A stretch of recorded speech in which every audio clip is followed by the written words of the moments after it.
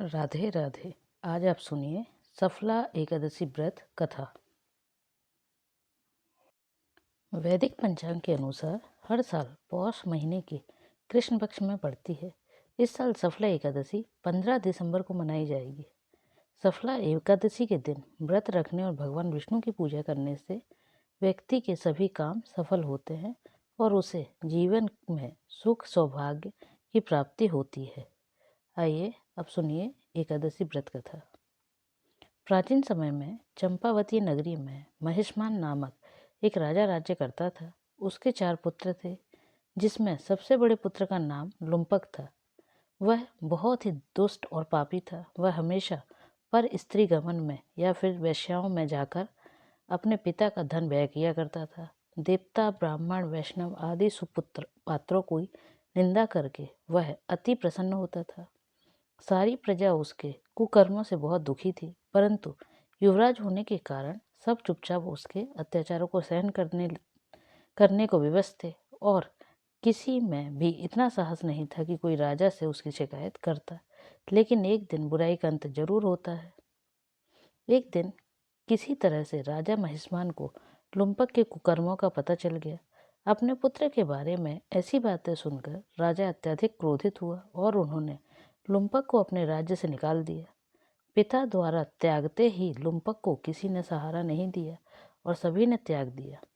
अब वह सोचने लगा कि मैं क्या करूं, कहाँ जाऊं। अंत में उसने रात्रि को पिता के राज्य में चोरी करने की ठानी। वह दिन में राज्य से बाहर रहने लगा और रात्रि को अपने पिता की नगरी में जाकर चोरी तथा अन्य बुरे कर्म करने लगा। रात में वह जाकर नगर के निवासियों को मारता और उन्हें खूब प्रताड़ित करता था। इसके साथ ही वह निर्दोष पशु पक्षियों को मारकर उनका भक्षण किया करता था। किसी किसी रात जब वह नगर में चोरी आदि करते पकड़ा भी जाता तो राजा के डर से पहरेदार उसे छोड़ देते थे। कहते हैं कि कभी कभी अनजाने में भी प्राणी ईश्वर की कृपा का पात्र बन जाता है। ऐसा ही कुछ लुम्पक के साथ भी हुआ। जिस वन में वह रहता था वह वन भगवान को भी बहुत प्रिय था।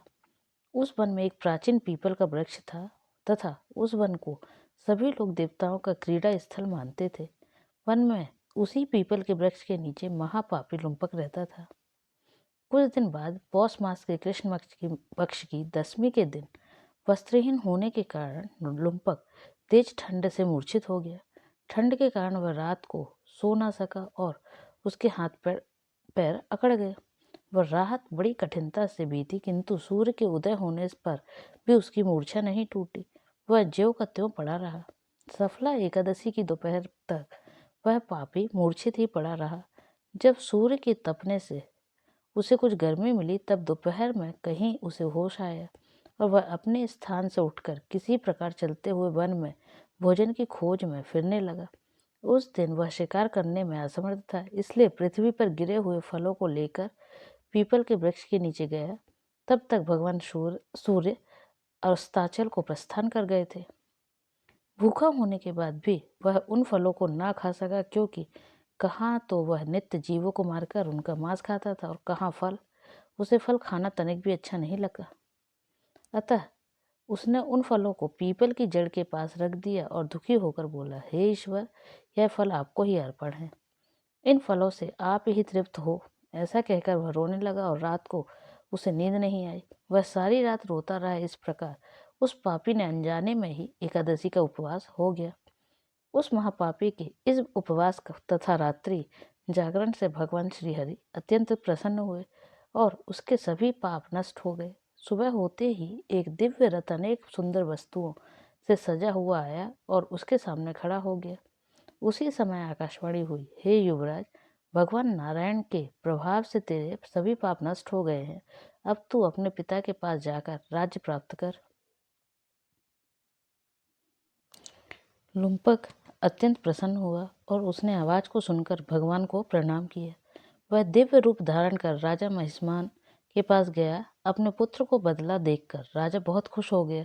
इसके बाद राजा ने लुम्पक को राज्य का भार सौंप दिया और स्वयं वन में तपस्या करने चले गए।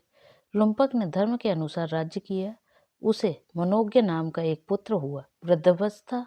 वृद्धावस्था में आने पर लुम्पक ने अपने पुत्र को राज्य सौंपकर भगवान विष्णु का भजन किया और अंत में भगवान विष्णु के पास परम धाम को प्राप्त हो गया। जय श्रीमन नारायण।